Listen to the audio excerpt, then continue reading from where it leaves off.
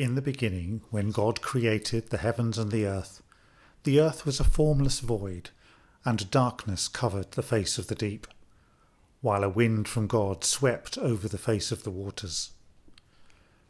Then God said, "Let there be light." And there was light. And God saw that the light was good. And God separated the light from the darkness. God called the light day, and the darkness he called night. And there was evening, and there was morning, the first day. And God said, "Let there be a dome in the midst of the waters, and let it separate the waters from the waters."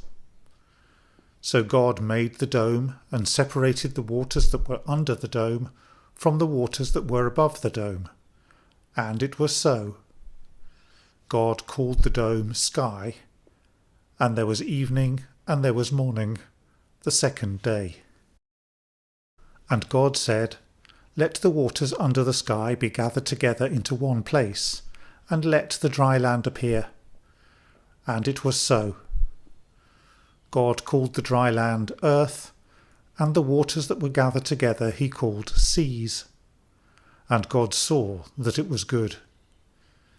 Then God said, "Let the earth put forth vegetation, plants yielding seed, and fruit trees of every kind on earth that bear fruit with the seed in it."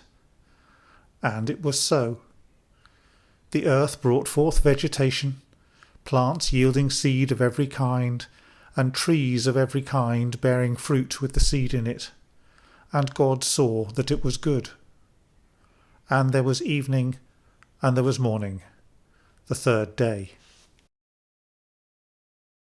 And God said, "Let there be lights in the dome of the sky to separate the day from the night, and let them be for signs and for seasons, and for days and years. And let them be lights in the dome of the sky to give light upon the earth." And it was so. God made the two great lights, the greater light to rule the day, and the lesser light to rule the night, and the stars. God set them in the dome of the sky to give light upon the earth, to rule over the day and over the night, and to separate the light from the darkness. And God saw that it was good. And there was evening, and there was morning, the fourth day. And God said, "Let the waters bring forth swarms of living creatures, and let birds fly above the earth across the dome of the sky." So God created the great sea monsters and every living creature that moves of every kind, with which the waters swarm, and every winged bird of every kind. And God saw that it was good. God blessed them, saying, "Be fruitful and multiply, and fill the waters in the seas, and let birds multiply on the earth." And there was evening, and there was morning, the fifth day. And God said, "Let the earth bring forth living creatures of every kind, cattle and creeping things, and wild animals of the earth of every kind." And it was so. God made the wild animals of the earth of every kind, and the cattle of every kind, and everything that creeps upon the ground of every kind. And God saw that it was good. Then God said, "Let us make humankind in our image, according to our likeness, and let them have dominion over the fish of the sea, and over the birds of the air, and over the cattle, and over all the wild animals of the earth, and over every creeping thing that creeps upon the earth." So God created humankind in his image.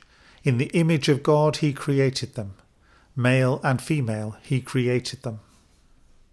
God blessed them, and God said to them, "Be fruitful and multiply, and fill the earth and subdue it, and have dominion over the fish of the sea, and over the birds of the air, and over every living thing that moves upon the earth."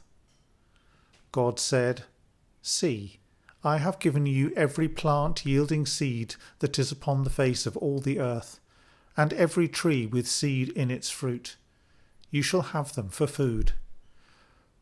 And to every beast of the earth, and to every bird of the air, and to everything that creeps upon the earth, everything that has the breath of life. I have given every green plant for food. And it was so. God saw everything that he had made, and indeed it was very good. And there was evening, and there was morning, the sixth day. Thus the heavens and the earth were finished, and all their multitude. And on the seventh day God finished the work that he had done, and he rested on the seventh day from all the work that he had done. So God blessed the seventh day and hallowed it, because on it God rested from all the work that he had done in creation.